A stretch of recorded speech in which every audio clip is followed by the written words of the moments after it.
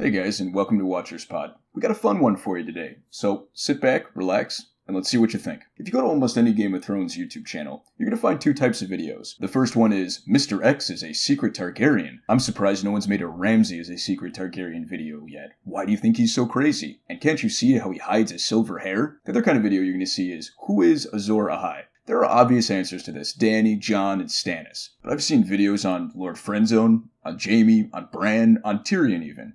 But nobody other than Jon and Dany really fit the prophecy without jumping through a whole bunch of arbitrary hoops to make them fit. There's really only one who fits as well as Jon and Dany that I haven't seen anybody else talk about. He has just one tiny issue.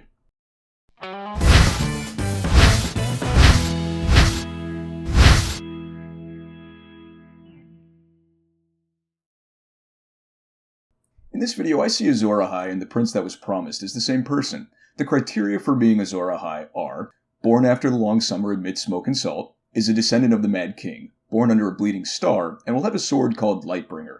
Jon fits most of this stuff. He's the Mad King's grandson. He was born, we saw Arthur Dayne's sword with blood near his bed. That sword is made out of a fallen star, so the sword is, in fact, a bleeding star. He was born among salt in the form of his mother's tears, and smoke might be a metaphorical smoke from the war that had just ended, and he sacrificed his love of Ygritte in a way, and sacrificing love is part of the legend of Azor Ahai. In the books, Azor Ahai was called the Song of Fire and Ice by Rhaegar, and Jon fits that description because Stark represents ice and Targaryen fire, which is not part of the prophecy, but does help bolster his case. Dany fits even better. If we view the end of Season 1 when she burned Khal Drogo's body and then came out of the flames as her being reborn, then she was reborn under a bleeding star. She is the Mad King's daughter. She was reborn amid smoke from the flames and salt from her own and the witch who was burning's tears, and we can look at Lightbringer as the dragon's flames. She also sacrificed her loved one in the form of Khal Drogo. But there's one more contestant who fits almost as well as she does, and maybe a little better than Jon, if not for one small detail.